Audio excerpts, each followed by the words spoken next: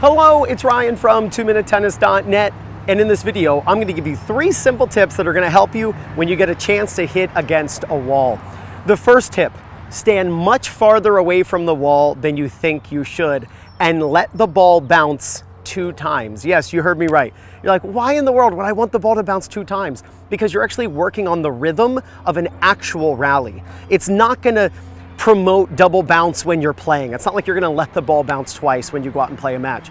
But the big mistake I see when players hit against a wall is they stand way too close to the wall and they have no time to hit, and their swings are super sloppy and they really get nothing out of it. Sure, it could be a workout, but for what, 2 or 3 minutes? Because you can't sustain that.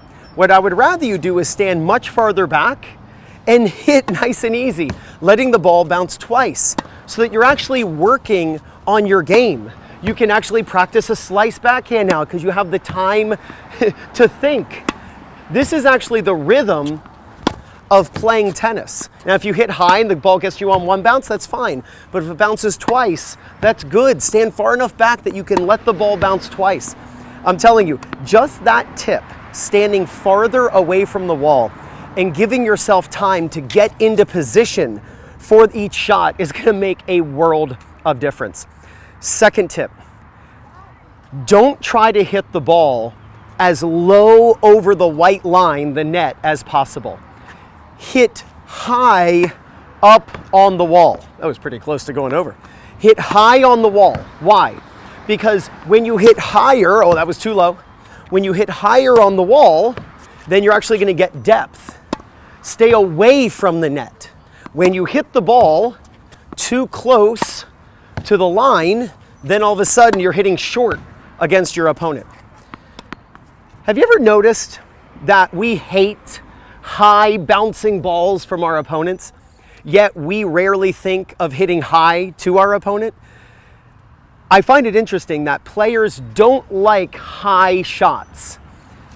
Typically, you might be watching this saying, Ryan, I love high shots. Well, I'm not talking about you, I'm talking about the majority of players.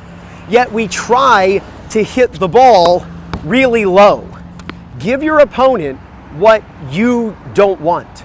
You don't want a high arcing bouncing ball, so give it to your opponent. Force them. The golden rule of tennis is do unto others as you don't want them to do unto you. That's the golden rule. Give them what they don't want.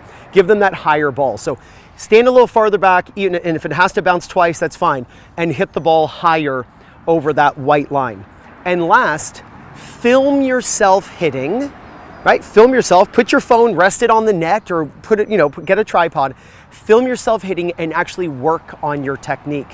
When you are hitting against a wall, it is a perfect chance for you to not be, encouraged by the wall to play out points. When you go out and play with a buddy, and you're like, hey, let's just hit some forehands and let's work on our game. In about 3 minutes, hey, you want to serve them up? Let's play. When you have the wall, you have the perfect practice partner where you can work on yourself. So let's say on your forehand, you've been working with a local coach on keeping your racket head up on the way back. Instead of taking the racket down, which means you're going to lose gravity-assisted racket speed, you're going to turn high like the pros with the tip of the racket up. So what are you going to do? You're going to stand farther away so you have the time to do that. And you're just going to make sure that the tip of the racket is up. You can even look at your racket. And because you're farther back, allowing the ball to bounce a couple times, I've got the time to work on turning. If you turn like this, go, oh, darn it, I turned low. Work on your game when you hit against a wall. Let's say on your backhand, you've been practicing closing the racket face because your racket's too straight up and down in the back. And that means when you get to the ball, the racket's always wide open as an amateur. What you can do is close the face to help your strings then face forward as you're hitting. So again, you've got the double bounce. So you're like, okay, I'm going to close the face. I'm going to keep it closed, right? You can even bump it up in the air, close the face, I'm checking it, and then I hit. Don't use the wall as just a workout, but use it as a way to improve your game. Stand farther back than you typically do to give you more time. And if it bounces twice, that's fine. You're working on just the actual rhythm and timing and cadence of an actual rally. Hit the ball higher over the line than you think you should, because that's actually the secret to hitting nice deep shots and keeping your opponent back. And last, film yourself, review the footage, work on your game. If you follow those 3 tips, there's no doubt you're gonna gain confidence, win more matches, and play much better tennis. This is Ryan Reedy over at 2minutetennis.net. You got this.